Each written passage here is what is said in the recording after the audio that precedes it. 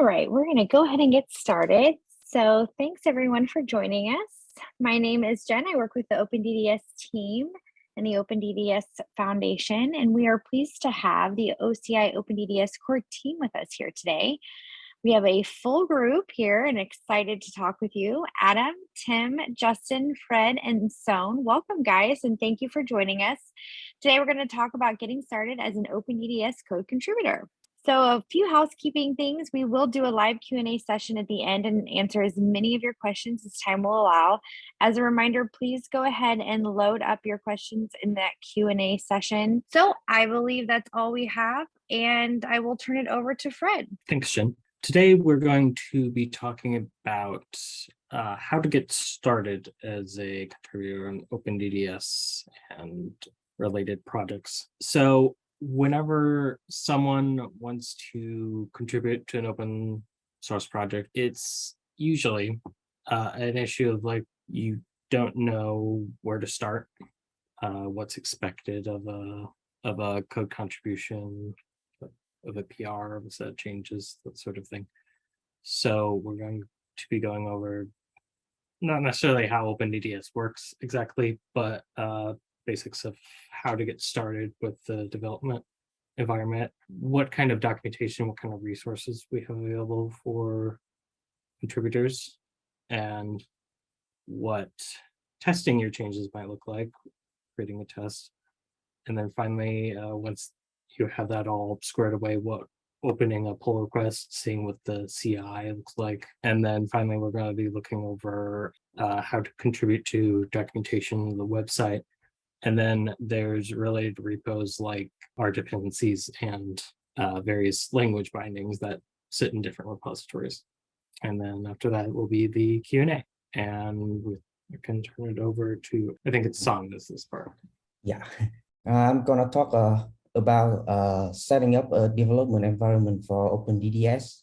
First, I want to give a quick overview of MPC. So it is a short term for the Makefile project and workspace creator.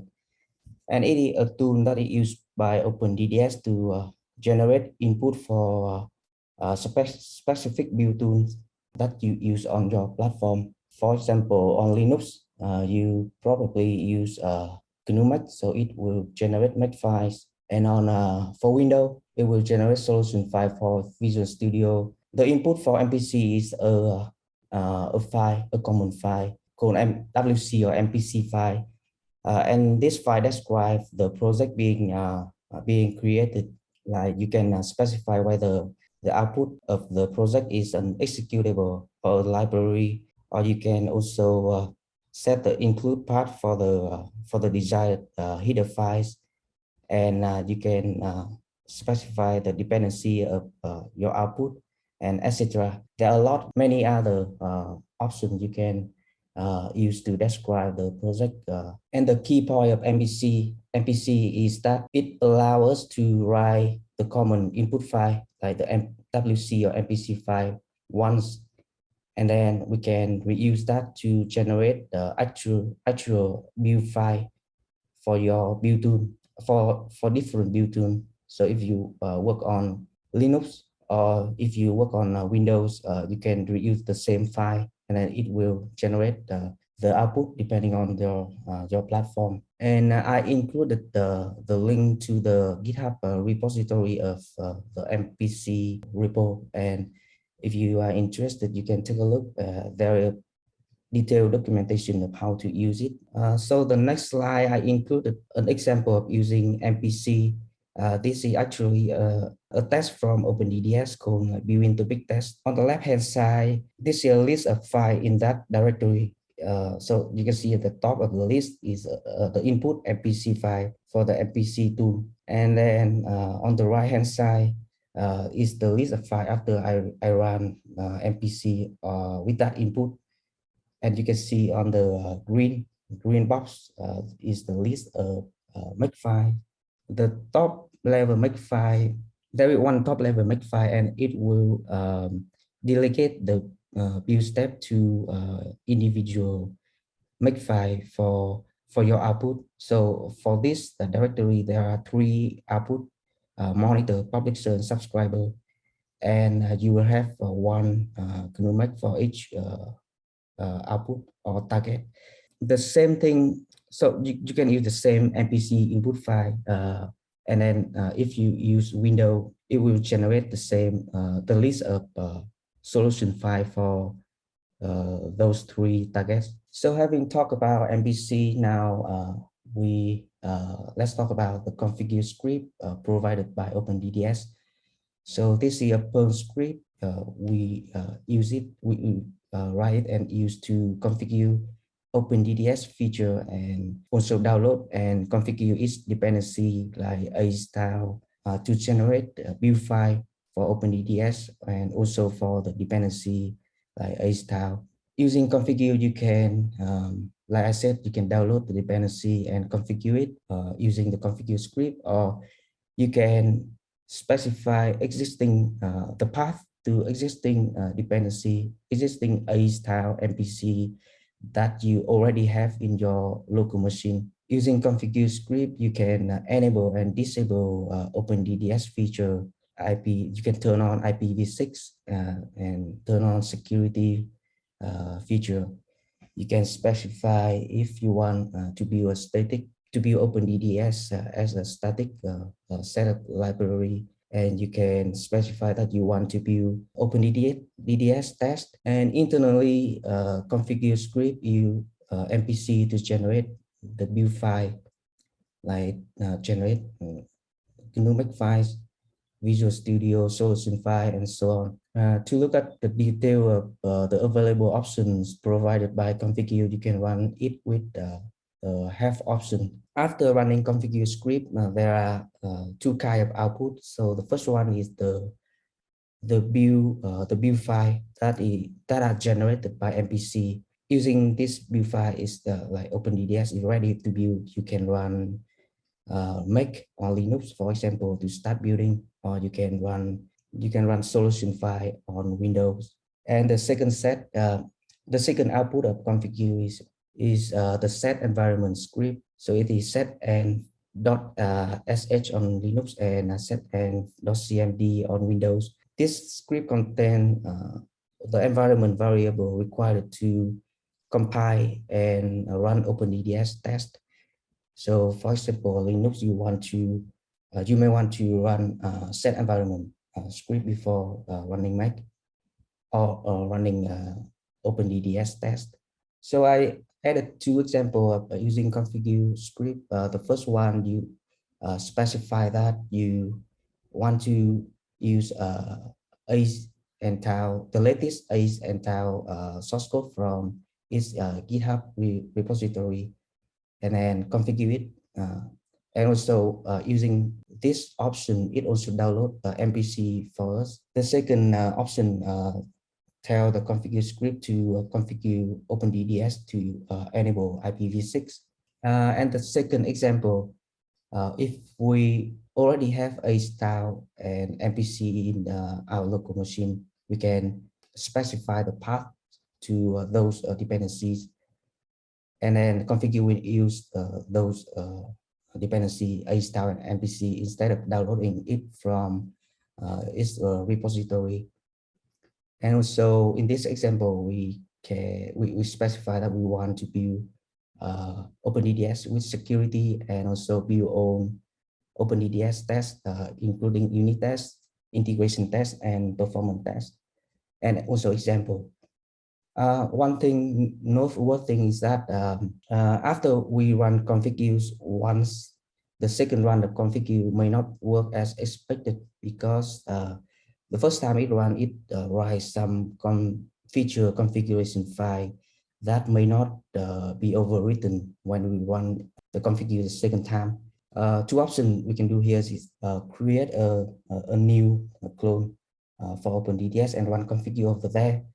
Or the second option is to delete all generated file using git clean. And after that, on the generated build files and also the feature configuration file will be deleted, and you can run configure again. So I haven't talked about configure and MPC now. I will talk about how we the step we can use to set up OpenDDS on Linux or macOS. So first, open the terminals window, and then we clone OpenDDS from either the original the object computing account, or you can fork OpenDDS to your personal account and then clone from there.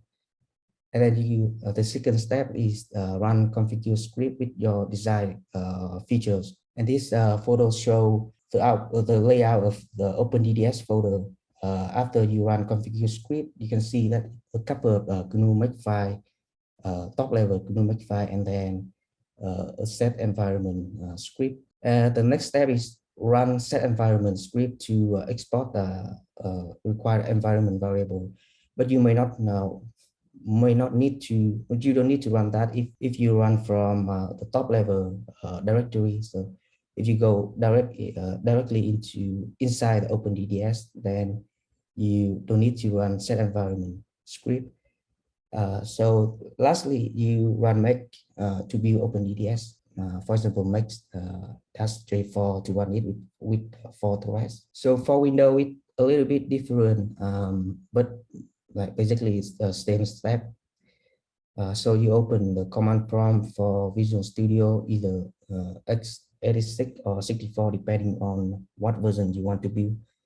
And then you clone OpenDDS to your local machine, and then run configure script with your wanted features, and then run set environment to export the environment variable.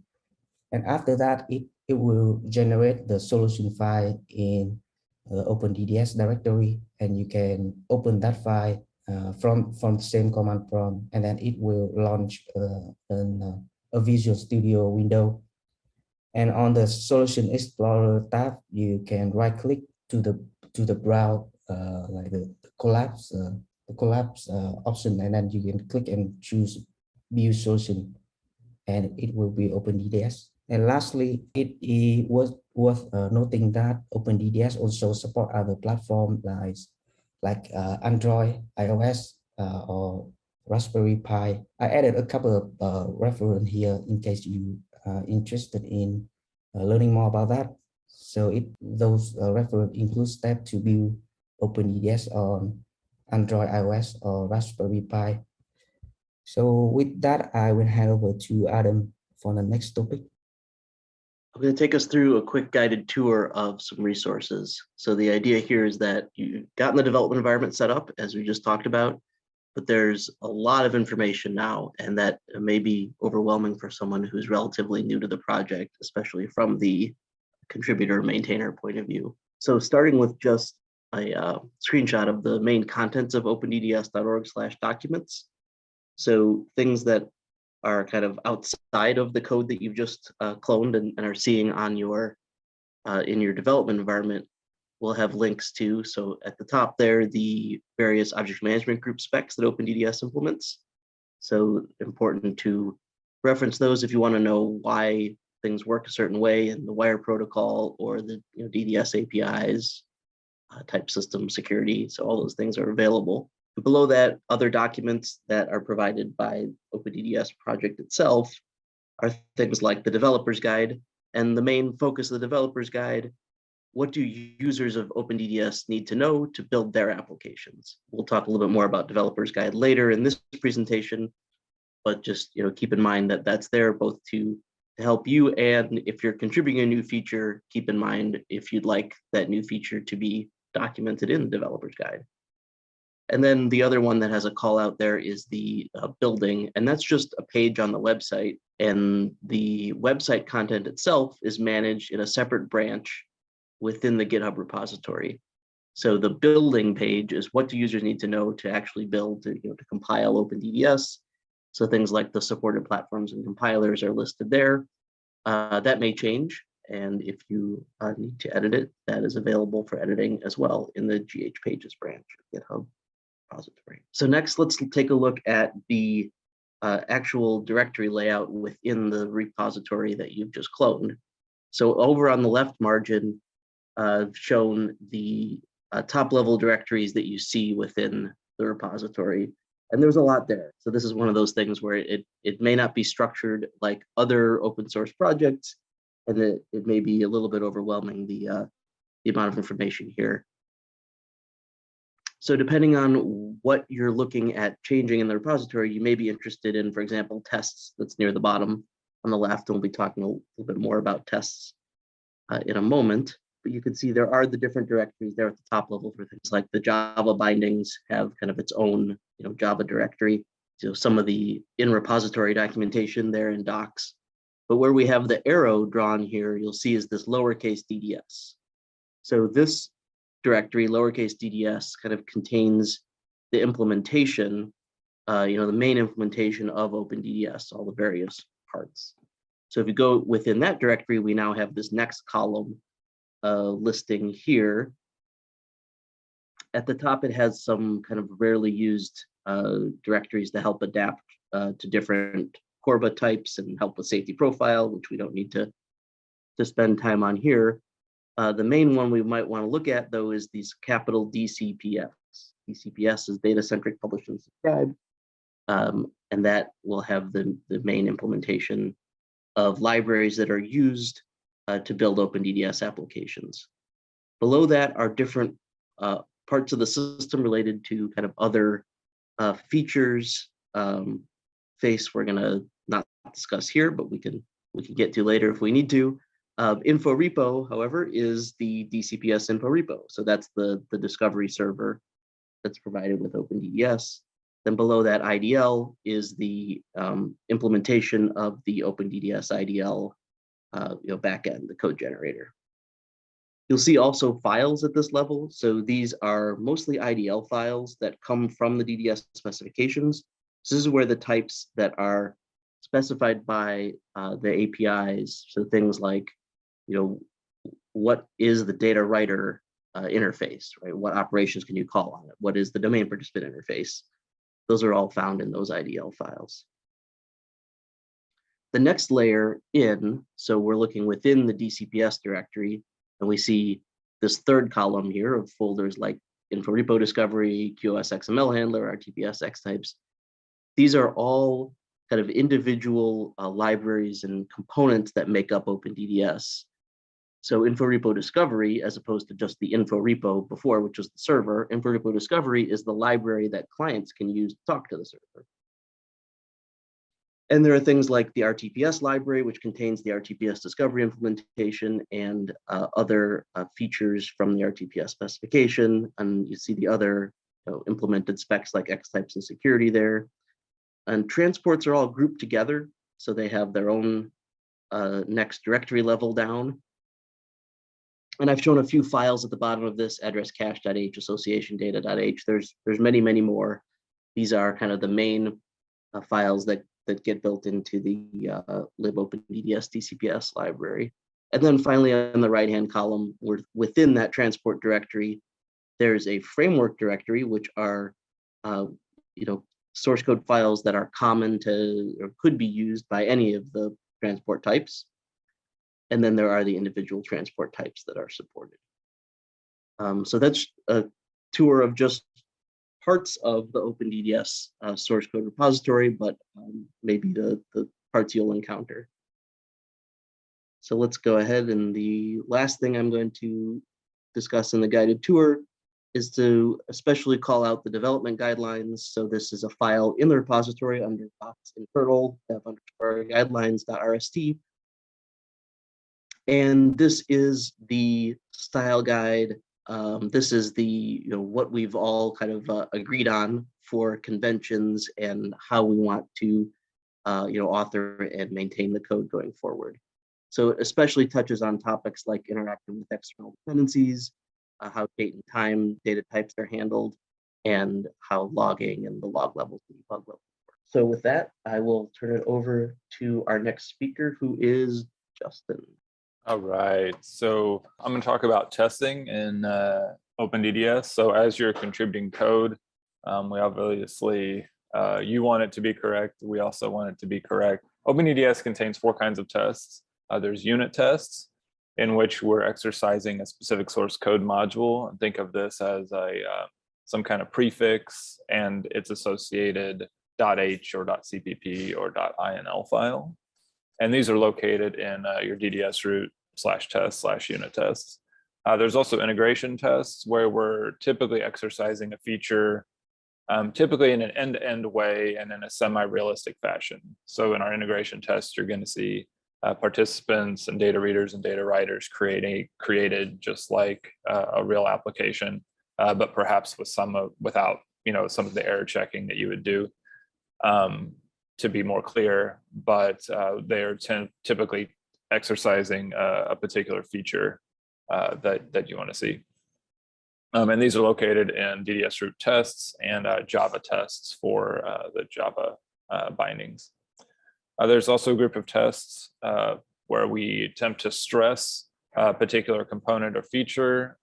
So the stress tests, live-in tests, stress tests, and they may look like a unit test or they may look like an integration test, but their purpose is really to do the same thing over and over again, hoping for a different outcome. And we typically write those whenever we think there's a problem with non-determinism or ordering or something like that. And the final one is performance tests. And this is really a test to measure the end-to-end performance. These tests are located in DDS root performance test bench. There's a presentation on or a webinar on this a while back. In this particular talk, we're going to focus on the unit tests and integration tests, as most contributors aren't going to be writing stress tests or performance tests as part of contributing to the code. So to add a unit test, you pick the source code module that will be tested. So if you're creating a new module, you'll need to create a new unit test. If you're just editing an existing module, the test may exist or may not. So in any case, if your module is DDS root, DDS, DCPS, disjoint sequence, then you will create a unit test file using the same kind of prefix structure. So that would go to DDS root tests, unit tests, DDS, DCPS, disjoint sequence, CPP. You'll then run MPC to add the new file to the make files, and then you can start writing your tests. So unit tests are made using the gtest and gmock from Google Tests. I won't spend really any time here. If you want more information about that, there's certainly documentation on the internet available for those. But a basic test looks like, has the following form. You use this test macro.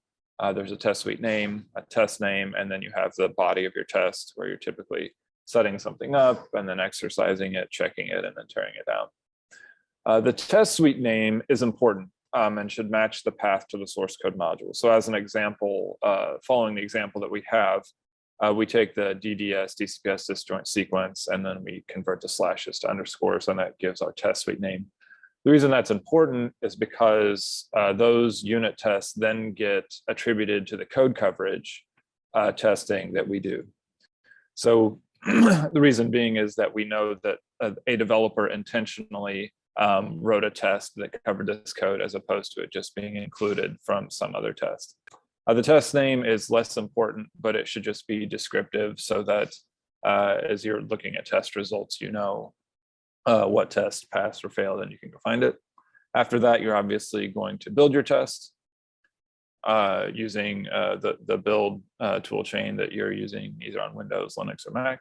Before we get to running them, there's just a few details. One is that if the source code module you're testing is conditionally defined, then your test should also be conditionally defined.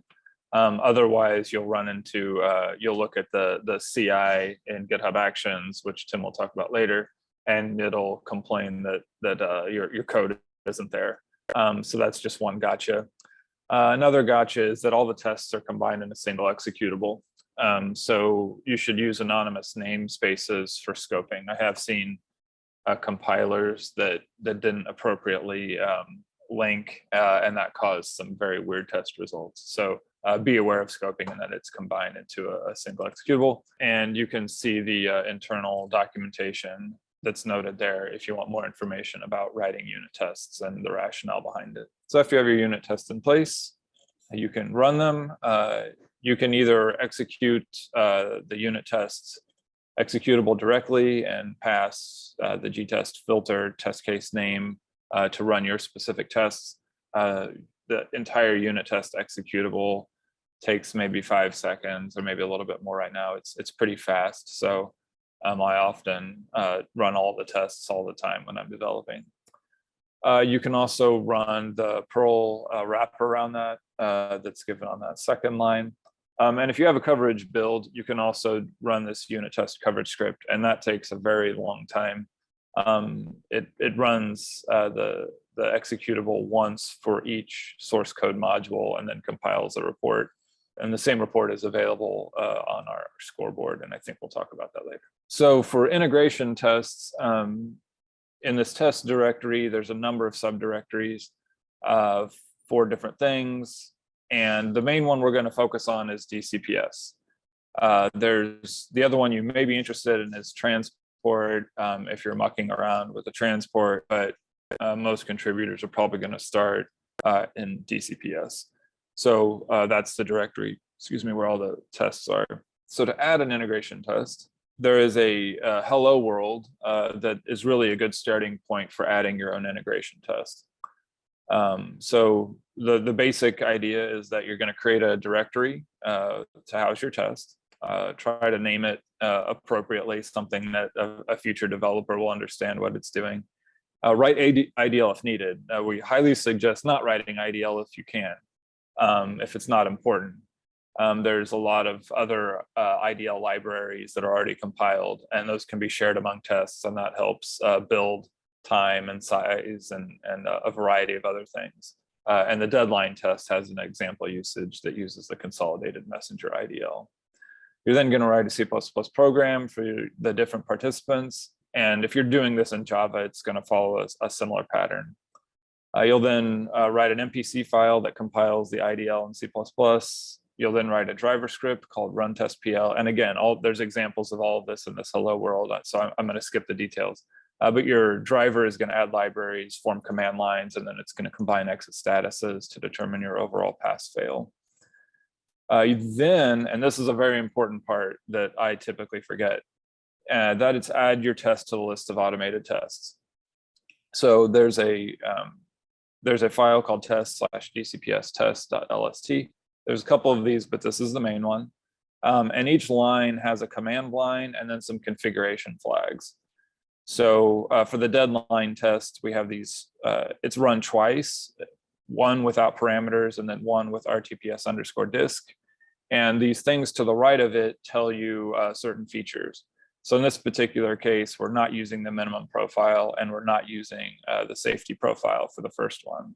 The second one says we're not using the minimum, and it's no multicast, which means multicast is there, and it's only run with RTPS, or it had to have an RTPS build.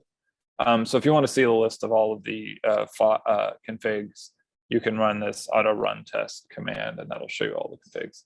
And then finally, write a README to communicate to future developers kind of the high level structure of the test, why it does what it does, and any hints that you have as that you came across when you were developing. Okay, so some hints when writing an integration test. The biggest problem when writing tests is coordinating multiple processes.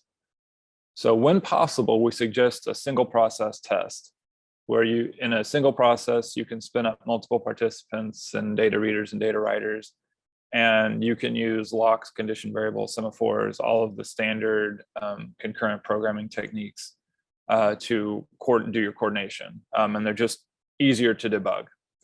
You only have to load your one executable in the debugger, and then you have access to everything. Another thing to make your life easier as a contributor is to use the reliability policy and other features to your advantage. So if you're sending messages and counting them and there's no reason to not have reliability on, then you should use reliability. You need to be aware that some features are not implemented in all transports. For example, wait for acknowledgements doesn't work in the multicast transport.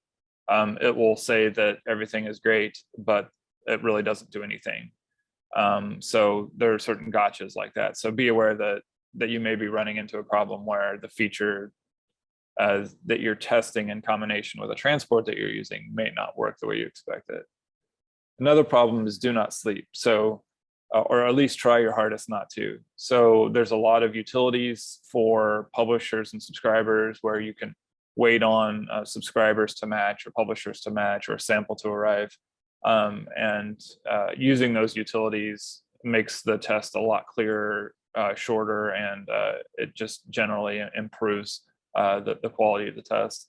There's another helper class called the distributed condition set, which essentially allows processes to say that they've reached a certain point, and then another process can check that it has, and then they can mutually proceed.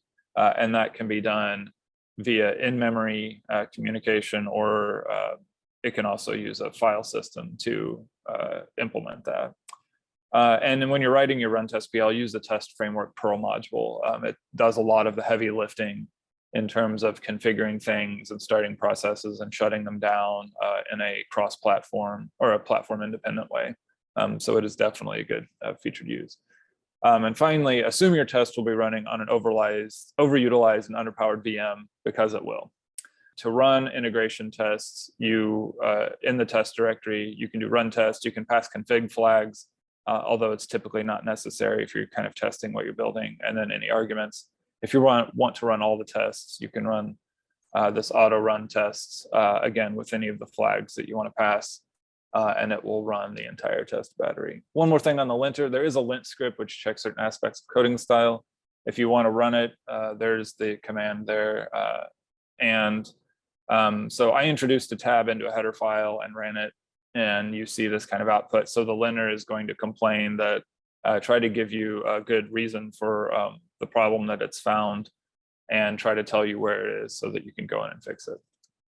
So you'll typically see that in the CI and GitHub Actions, and then you can take a corrective action. Thanks, Justin. So I'm going to talk a little bit about where you might get started. And so obviously when you contribute code to OpenDDS, you're going to be opening a pull request on GitHub. That's where we host everything. But you may be wondering where, what we even need done, or how you can contribute, what's a good idea. You may have your own ideas, but there are a list of other ideas that are out there already. We mainly look at the GitHub issues in terms of engagement with the community for what's out there. A lot of these have been labeled. And so specifically, if you're looking for something easy to kind of, dip your toes in the water, you can look for the beginner label.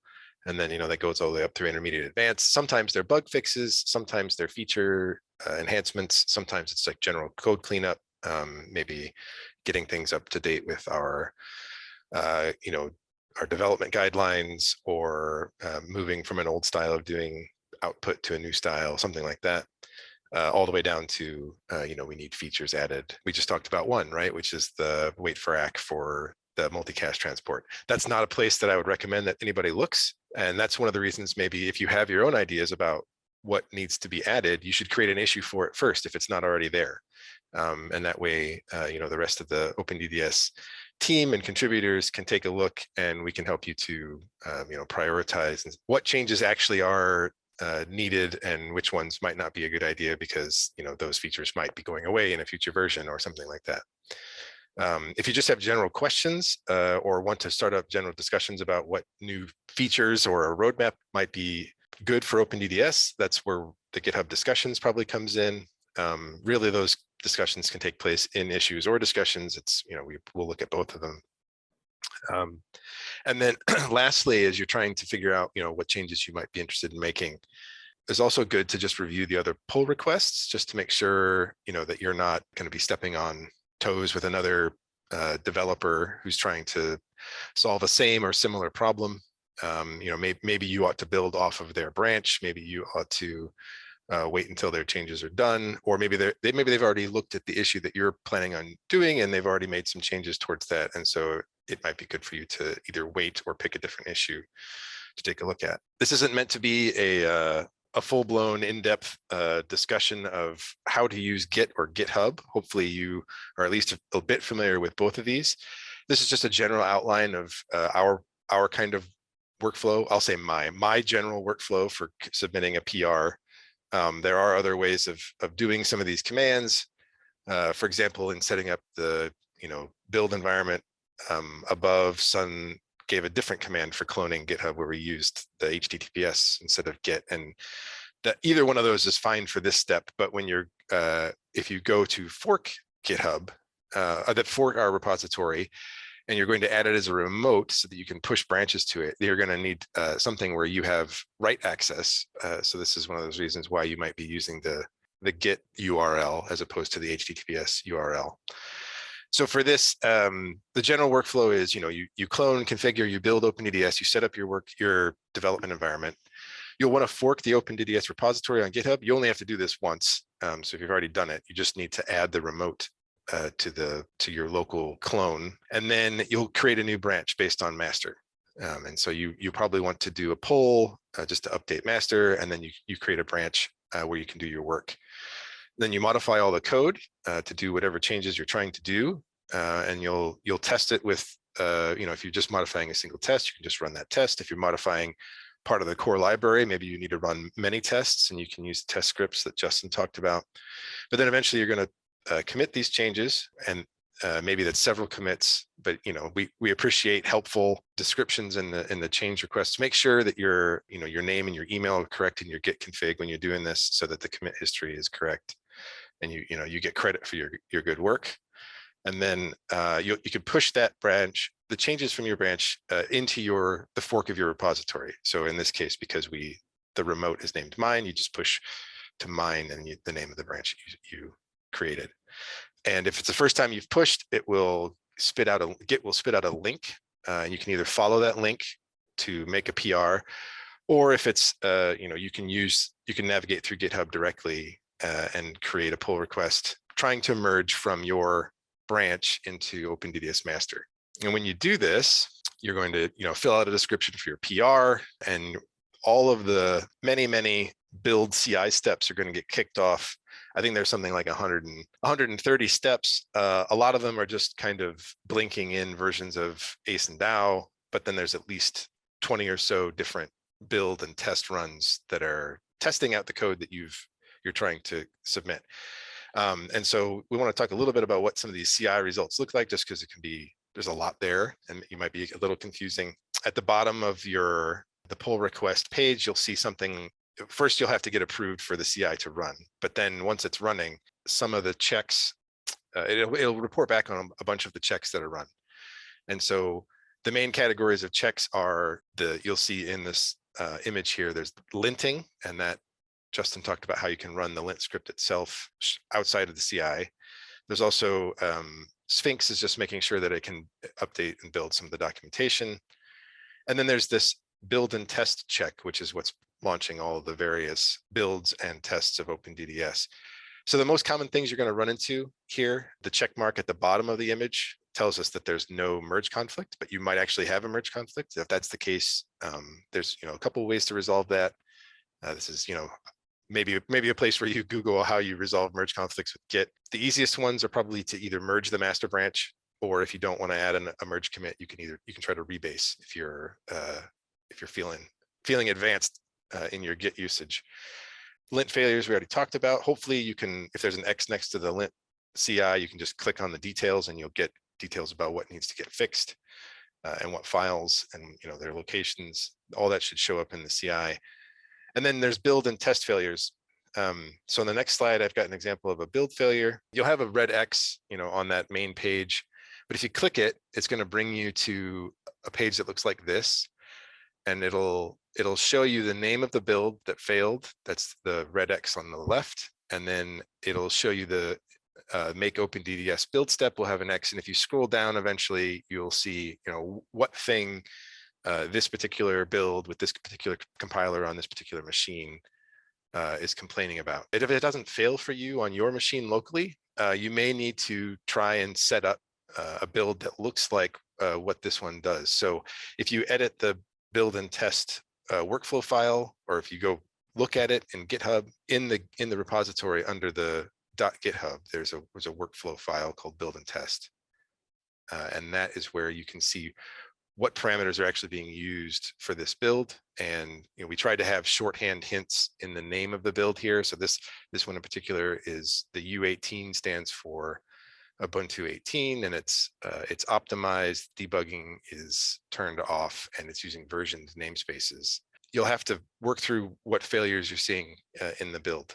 For the next slide, you may actually encounter a test failure where everything builds, but the test actually fails.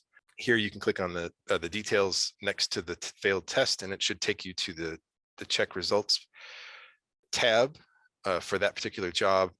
And it will spit out the error messages that go along with the failed test.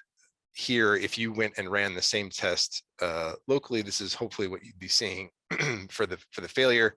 Again, if it doesn't fail exactly the same way as if it doesn't fail in your machine, you may need to set up some environment where you can duplicate what's being failed. This is also a place, I chose this test in particular because this is a test that intermittently fails for every PR at the moment, and that's one where we will eventually clean up. But currently, it's just a known failure. So anytime you hit a failed test like this, especially if it's something that you don't think is related to the code that you changed, it's always good to check in with the other developers and just to make sure, is this actually a test that I need to take a look at and fix? Or is this something that we know about and might be resolved in another ticket, another issue, another time? And that the reviewers will help you obviously identify which one's which. So assuming you get through review, you've resolved all the review comments from the other developers and the CI looks good, we'll merge it. And then there's maybe two things to think about after the merge.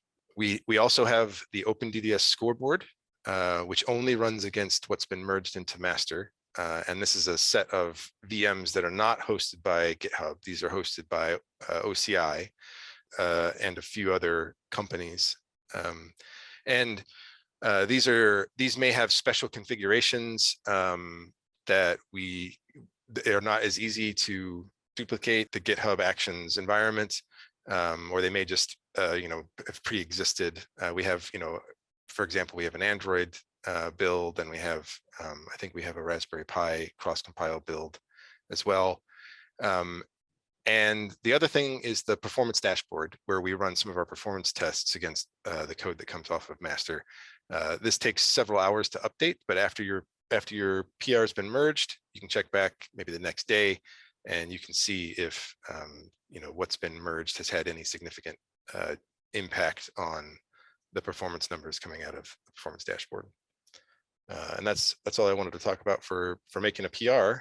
And I think Fred is going to talk a little bit about documentation next. So we're running out of time, so I'll try to be quick about this. Developer's guide, which was mentioned earlier, it's the user-facing documentation. We don't have a direct way to contribute to it at the moment. So the best way to point out an error or maybe suggest some changes is probably to open a issue or discussion on GitHub or bring it up in the mailing list. The other thing, it's been referenced throughout the presentation, is the Sphinx documentation. This is what's located in the docs. I don't have it here at the moment, but it's hosted on Read the Docs as well, as you can look at the files directly in the repo. It uses the Sphinx documentation framework, and it's written in restructured text.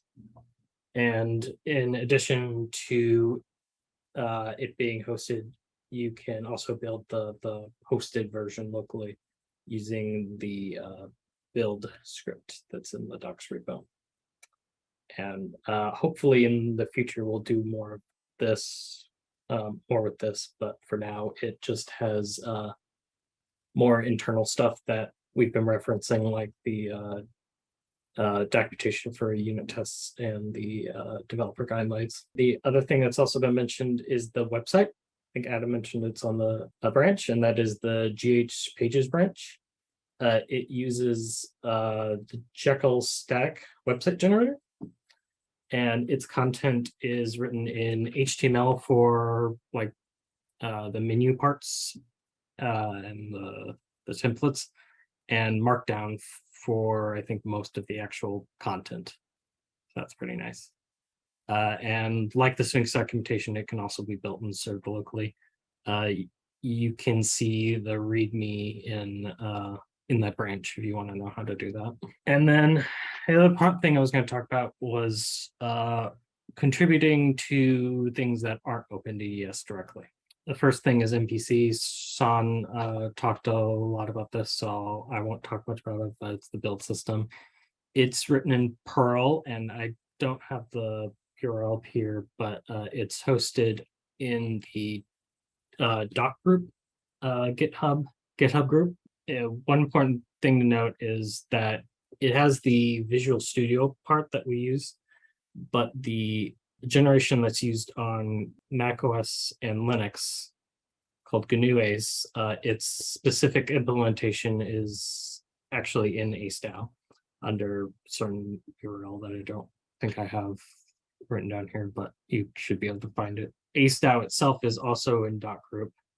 It consists of ACE. It's a platform used for networking and event loops like Reactor, which is what reacts to incoming network events. And then DAO is a C++ Corba implementation. It's used for IDL. So like DAO IDL and OpenDDS IDL is built off of DAO IDL. And then the C++ mapping, that's not, say, the C++11 mapping that resides in DAO. And then typo here, doesn't have info repo discovery. It has the org that we use for info repo discovery to actually do the actual Corba stuff to coordinate discovery across participants that are using info repo discovery. And then finally, there are various repositories that extend the OpenDDS into other languages. First one is Node OpenDDS. It allows you to run in JavaScript on Node.js. And then there's PyOpenDDS. It allows you to do the same with Python. And both those are in the OCI Labs GitHub account. And then OpenDDS Sharp is a little different in that OCI hasn't developed it, maintained it itself. Third party has started it, but it has our seal of approval. We've worked with it a bit, and it allows you to do the same with C#. All right, thanks guys. That was awesome. So I think we're right at the top of the hour. I'm gonna I don't believe that we have any questions in the Q&A. So if anyone has any questions, please go ahead and put them in the Q&A now. The guys can hang out for another minute or so. Thank you all for joining us. If you do have to go, we really appreciate your time. And if you can't stay, please do go ahead and you can email us questions and we'll get those answered for you. If anyone has any time to stay, like I said, the guys can stay for a minute or so and we can answer those questions live. Yes, so we will, we did record this and we will provide the recording. So we'll go ahead and send that out. Since you register, you'll get a copy of the recording and we will also publish it online. So you will get a copy of that. All right, well, if that is all the questions, thanks again for joining us and we'll see you at our next webinar. And we do have some upcoming training events coming up here in the next a couple weeks. So if you, I think we had the links earlier in the slide deck. You don't have to go all the way back to the beginning, but so they will have those provided with the recording, but and you can also find them online. But we do have some training out there. Thank you so much. The first part of July, we've got Introduction to OpenDDS Programming available in C++ and Java, building OpenDDS building OpenDDS applications with DDS security, OpenDDS Essentials 1 and 2. So we would love to have you all join us and we will see you at our next event. Thank you all.